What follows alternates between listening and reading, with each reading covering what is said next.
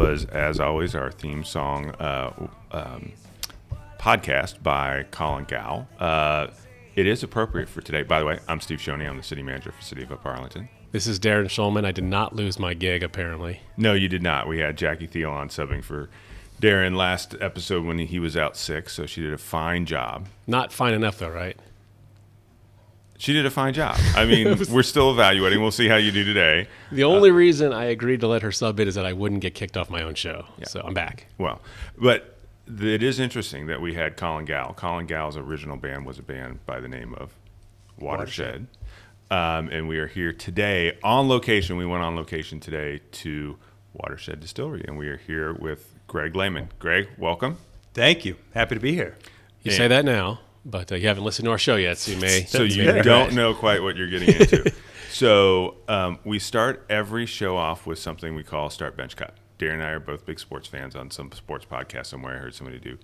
We're going to give you three things. You got to start one, bench one, cut one.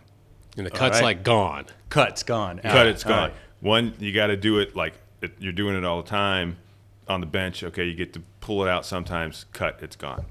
And this has to do with water. You're going to ask about what a Watershed or well, UA, it's going to be sky's the limit. Sky's the limit. It's sky's the limit. Okay. We try to tailor it to something that you might be interested in. Aware answering. of? Yes. Okay. So, and I'm going to give you a few on these.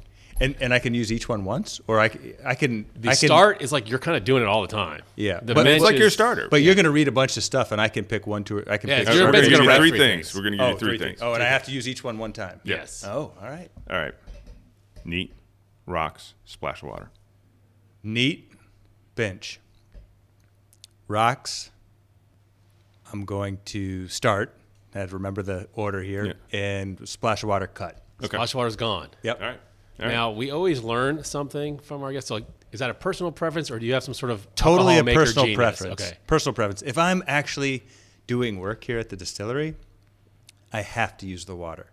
And so I got to taste it neat, and then I have to use the water to cut it down. But if I'm enjoying it, then I'm putting it on ice and enjoying it. And I like how it changes throughout the whole process. Even though some would argue, you put it on ice, it's chilling it and you're diluting the flavor. I like that experience. That's for me, that's what it's all about. Most of my questions are going to sound really stupid because they are. But can you describe the different benefits of kind of ice? Because I know some people use like the one big square and something. Yeah, no, is there a thing to that? Or am I there is making this up? there really is a thing to that. So that's a good question. It's not a stupid question. Here we are at a distillery. Here we go. So if it's a big solid cube, then it chills the liquid down without as much surface area, and so you don't get as much dilution in the cocktail or the bourbon. And so really, if you want it to stay cold for a long time but not get diluted quickly, you'd use a big solid square. You might see up front, we'll use pebble ice sometimes. And with the pebble ice, you're okay if it dilutes some, but you'll get a little more water into the cocktail. And so usually that's for a more refreshing cocktail. You might have a big straw in there and, suck it down Umbrella, a little faster. maybe. Yeah. There you go. You'll get to see some of this in action in just a moment. Foreshadowing. All right, I got a couple more for you. So you guys make a lot of things here, but I'm going to give you three liquors that you guys don't make. So I'm not going to make you choose among your children. Oh, man. I was nervous. I was like, oh, gosh. Actually, the team probably knows. They're like, I know what he's going to cut. Rum, tequila, and I went with brandy, even though you do a little bit of brandy, but rum, tequila, brandy. I would cut the tequila. I would bench the brandy, and I would start the rum. Okay, good. I do like rum, a good aged rum. The only reason I would cut tequila, I love mezcal, and so I'd go that direction. And I feel like tequila is everywhere right now. So I thought about putting mezcal in there, giving you the option on the mezcal, but yeah. Okay. But yeah, that was good. So if you haven't figured it out, I myself, I'm having a little bit of a fanboy moment here because I love my hobby now is making cocktails and all this stuff. I mean, you brought your own spiel to show off. So here's the I can't deal. wait. I want to see this. Here's the deal. I am going to make you a cocktail that we're calling Mr. Rogers Rabbit. First of all, you got to have a good cocktail name to get on it. Yeah. And I want to see if I can get it on the menu at some point. I love it. 'Cause I love it. Let's see if he spits it out after he So tries it. while I'm working on this, Why don't you give Darren and our listeners a little bit of the background on? Well, I'll ask you a question. You're married. Yeah, Were you married when you founded the distillery? I was. How does that go when you come home and you say, honey, Got a new idea. I want to start a distillery? It's kind of like when I was like, Marsha, we should start a board game shop. It's like, nah, it's not going to work just because you like board games. That's a great question, and it's interesting because there's another layer to that. When I came home and said, "Hey, do you want to make gin and bourbon and start a distillery?" She was pregnant with our second, and so she couldn't even taste the gin that we were making. So it was a very much. I'm gonna make gin and you can have nothing to do with it. Yeah. Okay. Yes. No. Incredible support from her end because at the time I had a good job, a good paying job, and that was where our health insurance was, and we had our second one on the way, and so. And we had just moved into this nice new house in Upper Arlington, which, it's not cheap. And so we were sitting there going, we think this is a cool idea. We think it's a fun idea. But it was scary. And it definitely got pretty scary at that point. So talk to me a little bit about, and I'm sure you've discussed this with everyone because it's kind of a cool origin story, but how did you decide to do that?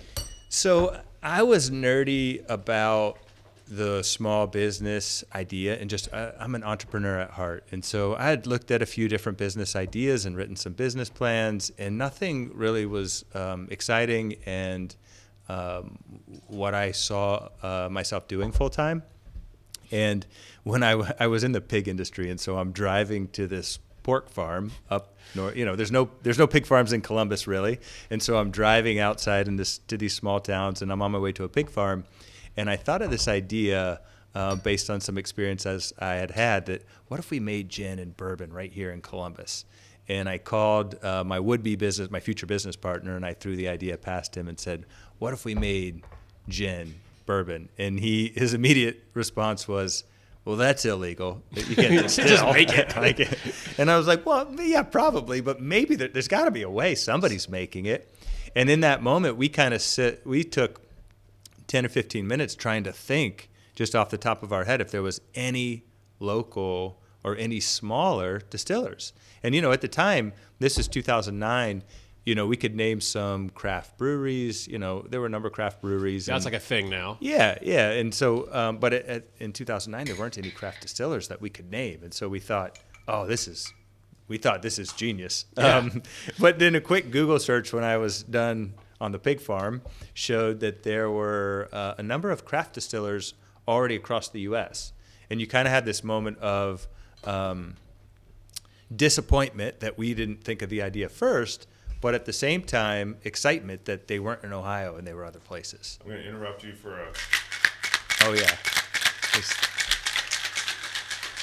A feast for the senses. Steve's giving you the entire aurora of what he's doing here. Okay, sorry. We've got the cocktail shaker in action here. He didn't flip it like and Tom Cruise, though. See, he knows his stuff. He's got the solid big ice. Like this is. My mold only had, I don't know, I must have had a bourbon some night and forgot to refill them. Oh, there were only three in there. 3, so I'll give you guys out of the... I may have some big ice up front that we could. I'm fine. All right. This is exciting. So I'll do 2. It's very distracting. It's hard to conduct a business interview, Steve, when you're... We're all getting excited to drink. So we can't. This idea of doing this was all of a sudden really energizing because we found other distilleries across the U.S. and thought, let's bring it to Columbus, Ohio. And I had grown up in Central Ohio and really wanted to be involved in the community here. And so that was a big driver for me. Like I said, there weren't pig farms here. Every time I left the house for business, it was outside of Columbus. And so my business partner and I, we didn't have any money and we didn't know how to distill. So you didn't come from this like, hey, I distill for a hobby, I want to make it big. You just decided this would be cool. No, we start the whole thing. Well, we saw what was going on in the brewing industry and we loved it. We loved craft beer and we loved what was going on. This is the moment of truth. I feel like this is the Mr. Rogers Rabbit. Yeah, tell us what we're drinking here. So you've got... Yeah, you could even put your headset on. I'll go put the headset back on. And don't worry, Brian, I'm going to make one for you and I as well. It is Watershed bourbon is the base. carrot juice. That's the rabbit. I can never pronounce it right. I know which syrup you're going to say. It's sugary. Yes. Yeah, it's like burnt sugar. Right. Yeah. I won't try to say it and embarrass myself either, but I know what you mean. Your nocino. It's double Watershed ingredients. Yes. Okay. You should like it then. Blood So orange. blood orange? Yeah. Yeah. All right. And what I forgot to bring with me was a little bit of salt, which I normally put just. You want some salt, I guess? Nope. All right. I think okay. we're good. So All right. give it a shot. All right. Moment of truth. Well, here. I love how he's Cheers. getting a picture of it in case Yeah. he like spits it out. We want this captured. So it's a little on the sweet side. Actually, doesn't. I mean, I'll let the expert decide. Not It's bad. really good. Yeah. You It's not got bad. you got some chops here. That's All right. good. Well, good. I was hoping. I mean, Steve, I love you, man, but I was actually hoping he would be like, "This is disgusting! Don't bring this slop into my house." So I'm gonna just because I can't sit and watch you guys drink it, and I can't make Brian and I'm gonna make another one. Yeah, So go for it. You guys keep going. It's actually pretty good.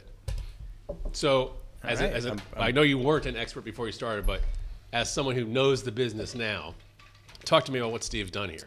So yeah, what he's created, it's fun because our nocino has a little bit of sweetness, and the syrup that he's using has a little bit of sweetness in there, and it really plays well with the carrots and the bourbon and the blood orange, and so he's created a nice balance, and I like his pinch of salt that he considers adding in there. I think that would add a little bit of an element to it. That where it's a modification of something I read called an alpine rabbit okay. that normally goes with lime, but the whole idea is it tastes a little bit like almost like carrot cake. So normally you'd have it later in the night. Yeah, it definitely is a little bit sweet, a little bit it's on the sweet indulgent. side. Were you familiar with carrot juice being used as a mixer? Because I was kind of skeptical of that. You know what? At our bar, we pretty much everything's on the table, and it's more of a culinary experience and less of what you would say a traditional bar experience. And so when I saw him bring carrot juice and some blood orange, I was like, all right, this is going to get interesting. I like it. But it's And- not like standard, like this is what you have in No, your no, home no, bar or whatever. no. You'd probably have to get it in special or get a juicer and get some carrots in and make it. But I think since starting Watershed and being involved in the industry, I've come to appreciate the culinary side of food and beverages. And, I err on the side of going to a place where the chef is doing wildly creative, fun stuff as opposed to safe comfort food. I mean, every once in a while you want comfort food. You can't avoid that. But I do love it when someone comes in with some crazy ingredients and wants to mix together a cocktail. So I know Steve has derailed this interview 10 times, but you started Watershed. I told you before we started, my wife Marcia is like a super fan of it. So what makes you? I mean, I'm not gonna say different than other small. There weren't any, but what makes it so special to have such a big following? Well, when we started I take our gin, for example, we went and we started making gin in the still, and it was hard. Like we went and we had the theory and we bought the right equipment and we had people train us on that equipment, and we made gin and it was terrible. And it was Not even worthy of a Steve mixer. no, it was terrible. And so we made more, and we would do these blind taste tests with friends and family, because when you're there every day in it, you're too close to it, and you taste it, and you're like, well, this is pretty good, and then you let your friends taste it, and when your friends are like, no, it's terrible, you got to keep going. And so when we got to this point that people truly were loving it, and when we were blind tasting it with some of the other gins and some of the most popular gins on the market, and we were winning, that's when we thought, okay, we've got something here that's exciting, that's unique. So how did you get there? Like being just basically like me, hey, it's a cool idea, but I don't know anything about the industry. Like you went from zero to excellent. Well, it's amazing when you leave your nice paying job and you have zero income and you've bet everything on an idea, how quickly you learn and how quickly you how fast you could swim, I guess. We jumped into the deep end and we started swimming. And I think what we learned was we got better and better at it, but we also got really, really lucky on some stuff. Like our gin recipe, it was like we were misfiring, and we hit a balance really, really nicely with 4-peel gin. that people loved. They absolutely loved it. And so that was one of those where we just started recreating the recipe. And once we had that recipe down, it's easier to recreate. And so with the bourbon, it took a little bit longer. So if people have watched us closely, we're 13 years in. And if you tried batch 1 in 2012 of our bourbon, people tell me all the time, like, I tried batch 1, I wasn't a fan, but I keep coming back and trying more. And I tell you what, the bourbon you make today is amazing. We love it. But it's bourbon. Everything we make now sits 4 years before we bottle it. And so we're tasting what we made 4 years ago. And it's just a lot like where gin, you can make it, and an hour later you're tasting it. You're adjusting the recipe. You're making it again, tasting it, adjusting the recipe. You can go through so many iterations, especially if you're not sleeping much at the beginning because you left your job and you're not visiting the hog farms anymore. Right. You're trying to and figure the it out. wife is now no longer pregnant. Right. There's 2 babies. So, it was. It definitely was harder on the bourbon side, but now just the awards we're winning and the juice that we're getting out of the barrel is pretty fun to see. How did you decide which alcohols to go into? I mean, we mentioned tequila. You don't do that. I mean, how did you decide, hey, we're going to do gin, then we're going to do bourbon? And Well, we knew vodka and gin we had to do right out of the gate because it's pretty quick. It's clear. It doesn't age. You can make it and sell it. And so we were like, well, like I said at the beginning, we didn't have any money, so we had to keep the lights on. So we were making gin and vodka. And then bourbon we absolutely loved. And, Ohio has a really long history of whiskey. And so we wanted to revive that tradition. And, it's interesting. Ohio had more stills than Kentucky did before Prohibition. But Prohibition hit, and it's hard to hide a still in a cornfield. So all those disappeared in Ohio, where down in Kentucky, you got all the hills and valleys, and they could stick around for a little bit longer. And so we really liked this idea of bringing it back in Ohio. And so we started, and we loved bourbon. And so we started making it. And as we move forward, we've gotten to a point where we're looking for stuff that's a little more creative, a little bit different, and trying to put our own spin on some of the traditional stuff that you see out there. Our brandy's apple brandy. We just launched a strawberry gin that was seasonal that we did that last summer. It was a wild hit. It was kind of crazy because you don't think about strawberries in gin, but it was so popular. So we got, we may or may not be doing that again here this summer. So is that just an infusion or? Yeah, it's an infusion. We make 4-peel gin. It comes off the still. We get fresh local strawberries. We soak the strawberries right in the gin and then strain out the strawberries and bottle it. And it's amazing, truly amazing. That's great. I did a cranberry vodka with your vodka this winter. Yeah. It's after Thanksgiving. You're like, what do I do with all these cranberries? And I looked at my wife. Do you mind if I? And it was great. It was That's absolutely awesome. great. That's so I feel like we should say cheers. Now you have a cheers. Now Steve's cocktail. back. This Yeah, is cheers. official. Get Brian in there. cheers, Brian. So Even producer Brian, We'll be yes. looking for this on the fall menu next year. Wait. What I failed to tell you, I waited till now. Is I hate it. They don't let you touch the menu. I don't have any pull on the menu. I really wanted the cocktail today. We can go up there and you can make another one, and we'll see what they think. We'll see what we do. What's going to be worse, Steve, is that they're not going to agree to do it, but then like a year from now, it's like, we invented this new drink. I know, Right. exactly. It's got blood oranges in it. Carrot juice. Carrot juice. Carrot juice. No one's ever. Yeah. So at what point, when I look at the spirits industry and the craft spirits industry, the obvious comparison is to craft beer. Right? Yeah. It feels like maybe craft beer has right before the pandemic finally hit its saturation point. You started to see craft breweries start to downsize, go out of business. Yeah. Or Whereas get bought out. Or get bought out. Or whereas before it was like you could, If you build it, they will come. Right, exactly. Yeah, that's right. How far is the distilled spirits craft industry from hitting that point? Yeah, I think that's a really good observation, and we know a lot of the brewers in town, and it's definitely been more of a challenge, and there's more competition. It's stepped up the fierceness of the competition in the craft brewing industry, and you see this tilt back to the bigger, larger guys that's going on right now, And so it's really interesting to watch. We've always been about 15 years behind craft beer, and so we see that while we are taking some market share, we're still at a fraction of what craft beer did to the big beer market.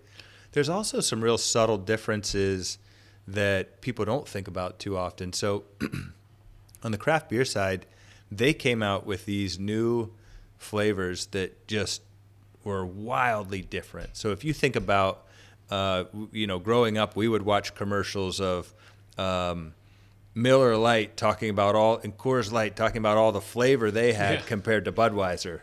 And, we laugh now, but those were the real commercials. It was Tastes like, great, it tastes great, like full flavored light beer. And it's like, well, it's all about the same when you're really, sorry if I'm upsetting any Budweiser or Coors Light fans out there, but, and then these hoppy IPAs came onto the market and it just blew everyone's mind. It was like completely different and lots of flavor and all these different styles. And so on the spirit side, we see that a little bit with gin. So it's different flavors, new American style of gin. But on the bourbon side, there's not quite as much variation. Like you get really complex bourbons that we make and that they make in Kentucky. And so I think it's more about some of the nuances that we're doing in setting ourselves apart. And so that's where it'll be really interesting to see the future of this and if it does truly follow craft beer, because we are on that track right now where we're growing wildly and this market share is growing and it's fun to see.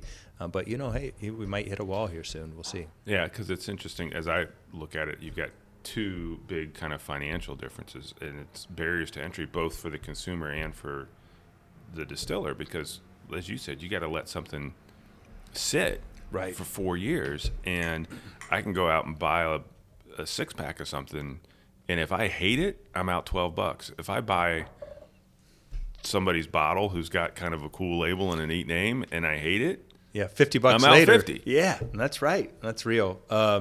We've seen that as well, and it's also, if you think about the other barrier we have compared to beer, is if somebody walks into a bar and orders a beer, you're getting that whole bottle of beer gone.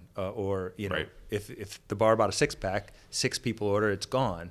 If the bar buys a bottle, that's like 15 pours to get that bottle to go. And so it just takes a lot longer to go through your stuff and to get people to try it. And what we notice is we really have to build the business in the restaurant world. Okay. And so that way they try it there, they're committing to a drink, a cocktail. If they like it, then they can go buy a bottle. And so there's a lot of brands that are built in the retail and the off-premise side, but for us, we've found success trying to build in the on-premise. So if someone hasn't taken the plunge and tried Watershed, and you're going to have this opportunity to tell them, try this because this is what makes us awesome and you're going to love it, what would you recommend that they go get? I realize it's like picking your children. Well, it's not even picking children. There's a recipe for something called the Mr. Rogers Rabbit that involves their Nocino. Two of their drinks in it, yeah. Like, is there something that like you would say this is like our best? It's the surefire way to get them. Yes. Yeah. Well, it's interesting you say that because it's not even about which ones I like best, but there are people identify as, hey, I'm a vodka drinker, or I'm a bourbon drinker, or I'm a gin drinker. And so I think I would ask that question first and just see where they tend to go. Our 4PO really made waves when we first started, and people were like, that's wildly different. And if you look at the gins sold in Ohio, we're one of the most popular gins in Ohio, and it's this fresh, refreshing, citrus-forward gin. So think grapefruit peel, orange peel, and really refreshing, especially going into the summertime. We see gin sales just go crazy.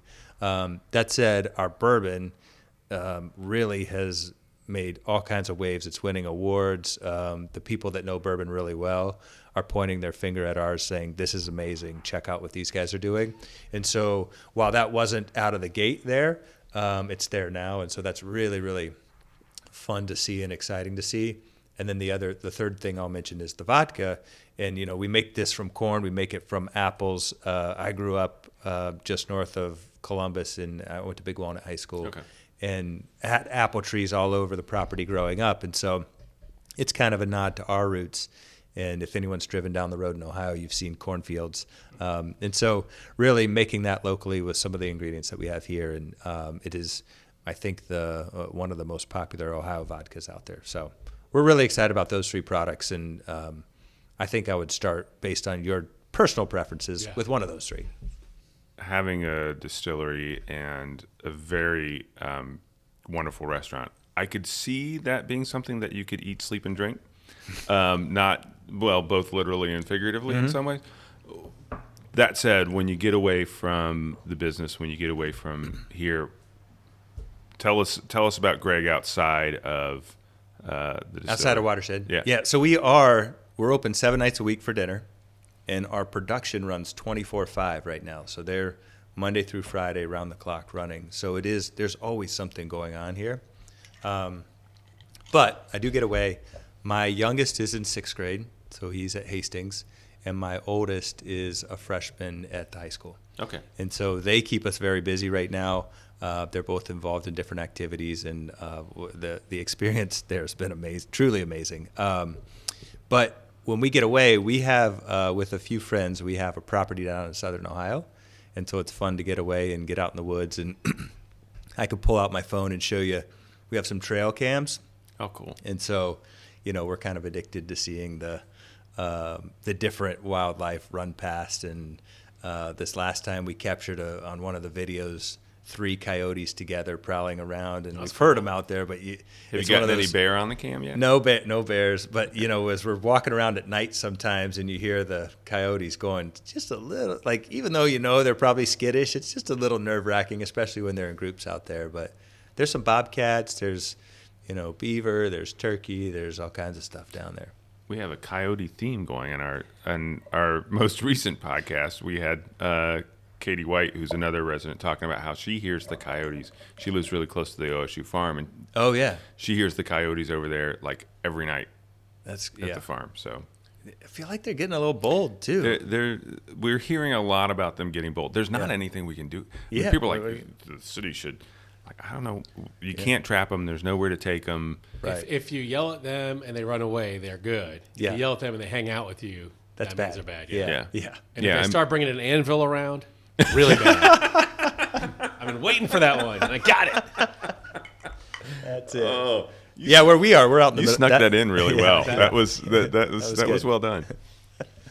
We're kind of out in the cabin's out in the middle of nowhere, so it's not surprising that they're out there. But yeah, it's always interesting to hear about them. When you're out around, somewhere down there where it's not in the Columbus area, and you see, like, maybe you're out at a restaurant, you see someone drinking a drink, are you like, hey man, you should try Watershed instead of whatever you're drinking? I'm just saying. I heard it's pretty good. About that, but it's pretty good. Where we are, it's the middle of nowhere. It's like you've seen Ohio. You know how there's that very southern point that goes down where the river goes down. Yeah, we're like in the middle of that. Okay, they probably don't have much options down there. There is a local restaurant right down the road from us. It's called Swamps, and if you go in there, it's we get pizza from there every once in a while, but it's very, very local and small. And you need to go to Swamps and be like, I think it's more the Bud Light, Coors Light. I don't even know if there's Swamps to have an exclusive Watershed contract. Yeah, Watershed contract.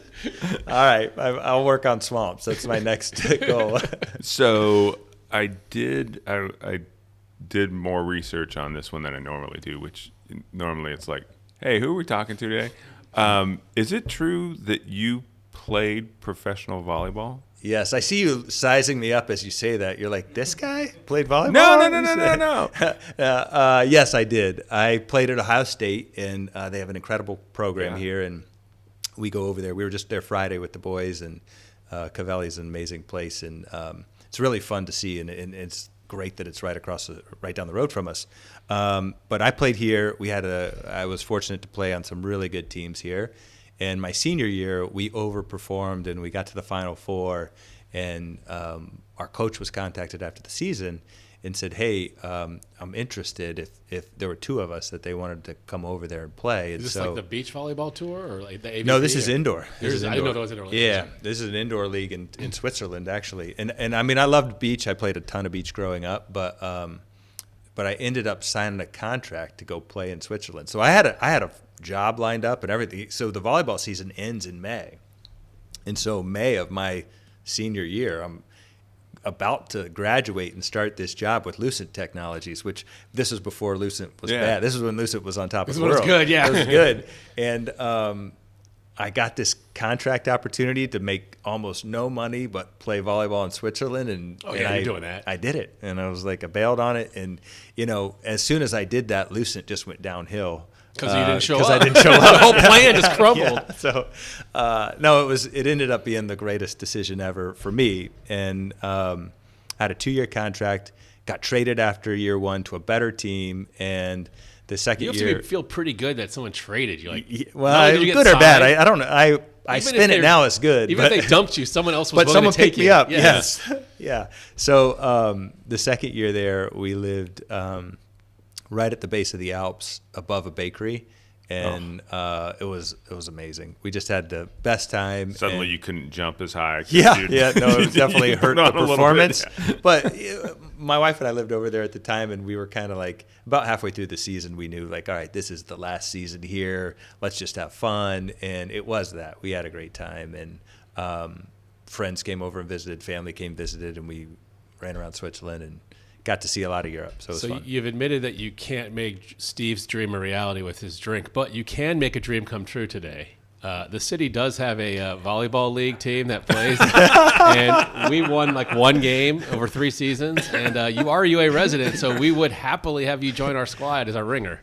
I love it. Where do you play? What's We the play up at Flanagan's. Oh, Flanagan's? Yeah. All right. It's close, Yeah. right? Yeah. I'll even drive you there if that's what it takes. fours, 6s? What's the It's 6s. 6s? Okay. Does that All help right. hurt? I mean, it's we'll all play right. with 4 if you're one of them. I'll do whatever it takes. I can't promise anything these days, but that's funny. I don't know if you could still play at all, but you would fit well on our team regardless. We'll take you. I had completely forgotten about that. So did Well, we. and we need new people because Darren keeps getting people on the team hurt and like blowing shoulders out and things like that. But so did the boys play? You know what? My oldest played last year in 8th grade. Yep. Had a great experience, but he's running track this year. Okay. My youngest is pretty into it. He's in 6th grade. I think he's really excited to play next year. So my oldest, he had fun with it, but I think he's really good at track and a bunch of buddies on the track team, and so he made the tough decision not to play this year. But my youngest, I think he'll play. Play. My wife actually played in high school. Wait, what? It's a co-ed league. You can both come. She's in. If she's listening, she's like, "What did you sign us up for? Why are we doing this?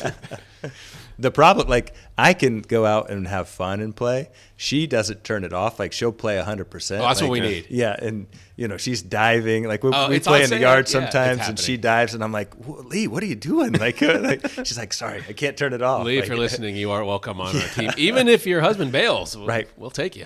There you go. This has been a lot of fun. We finish every. We do try and pull this back to Upper Arlington at the end of everything because we normally talk about everything else on the planet.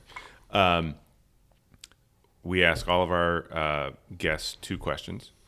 What do you love about UA, and what would you change? So I love the sense of community. It's from day one. We talk about it. My wife and I talk about it all the time.